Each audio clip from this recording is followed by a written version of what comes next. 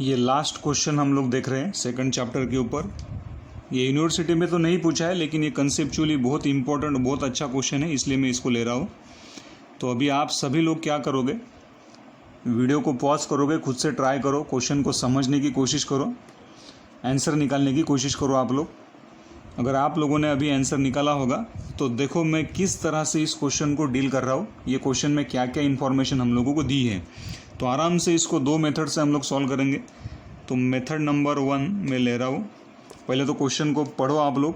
Open loop transfer function आप लोगों को दिया है, excited by a input 10 u of t, मतलब r ऑफ टी का वैल्यू कितना दिया है, गिवन क्या है, g of s will be equals to 1/s+2 दिया है।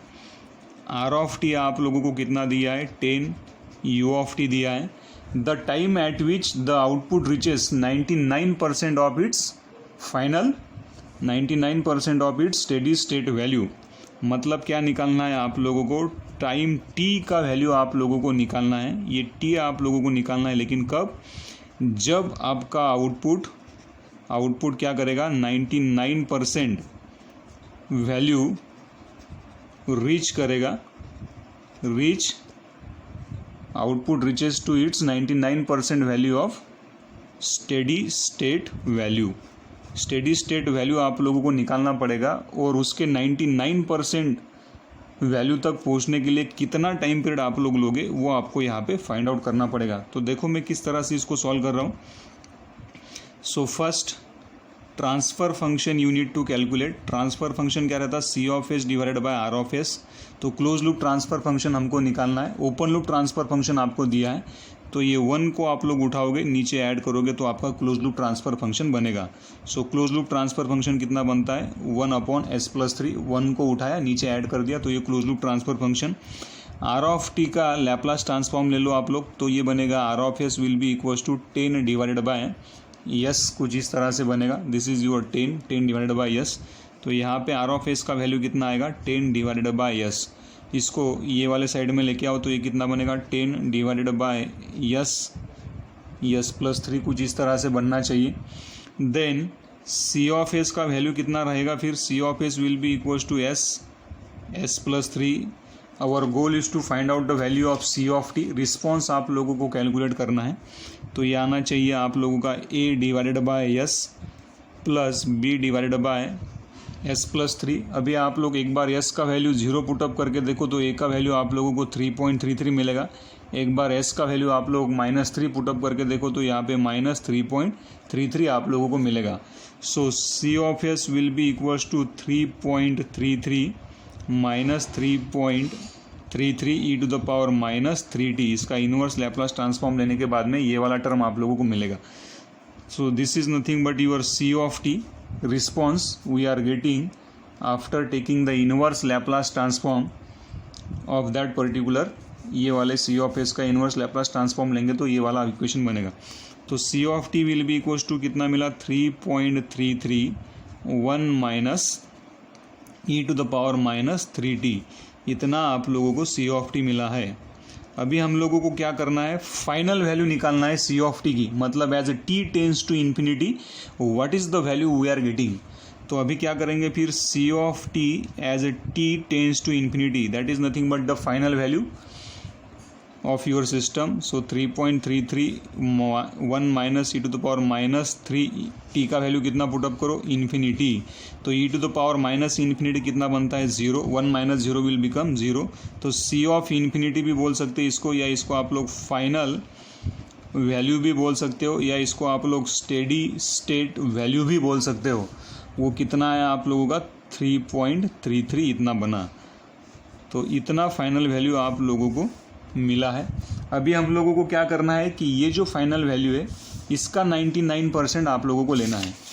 तो 99% ऑफ योर फाइनल वैल्यू, तो ये शायद ये मैंने कैलकुलेट किया तो 3.296 आप लोगों को मिला है।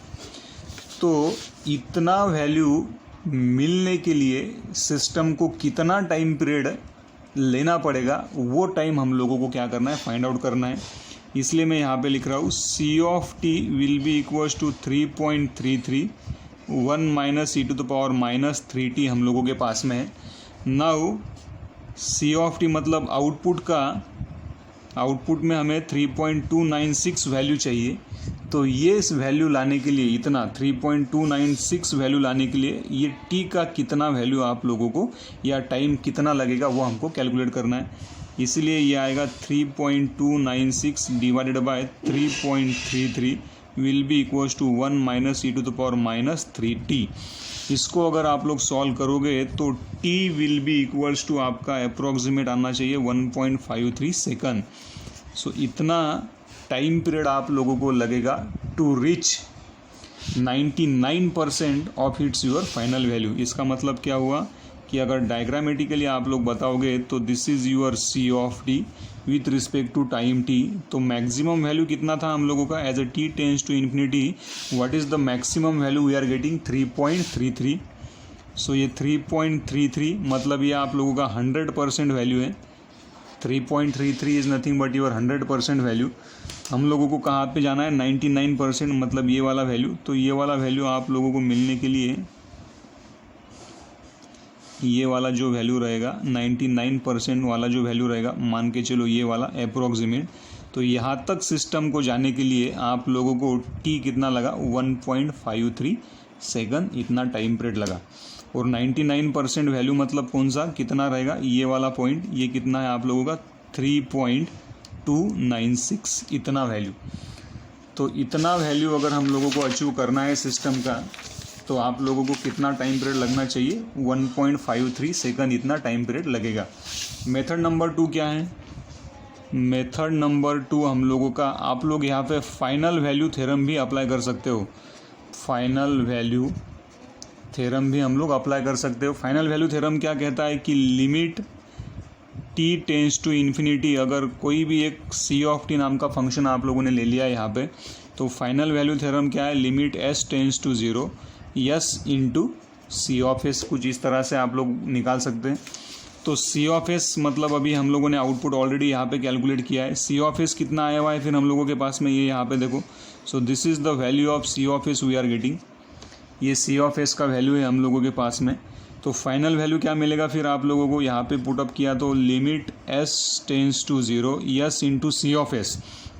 What is the value of c of s, we are getting 10 divided by s, s plus 3। तो this will get cancel out, है ना। यस का वैल्यू 0 पुटअप कर दो, तो ये यस का वैल्यू यहाँ पे 0 पुटअप कर दिया आप लोगों ने, तो 10 divided by 3।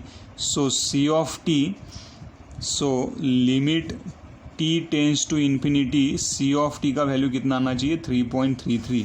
So same value we are getting here. देखो यहाँ पे भी आप लोगों ने फाइनल वैल्यू कितना कैलकुलेट किया था 3.33 कैलकुलेट किया था। यहाँ पे भी फाइनल वैल्यू थ्योरम लगा के आप लोग सीधा ही स्टेडी स्टेट वैल्यू क्या कर सकते हो, कैलकुलेट कर सकते हो। तो वो भी कितना है हम लोगों का 3.33 ही आया है। तो इस तरह से 99% ये जो फाइनल वैल्यू मिला इसका 99%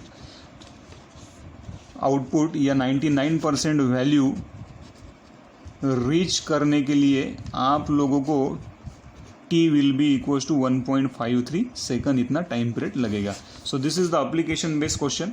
ये अच्छा क्वेश्चन था, शायद आप लोगों को समझ में आया होगा। नहीं समझ में आया तो वीडियो को पॉज करो और अच्छे से इसको समझने की कोशिश करो। Thank you.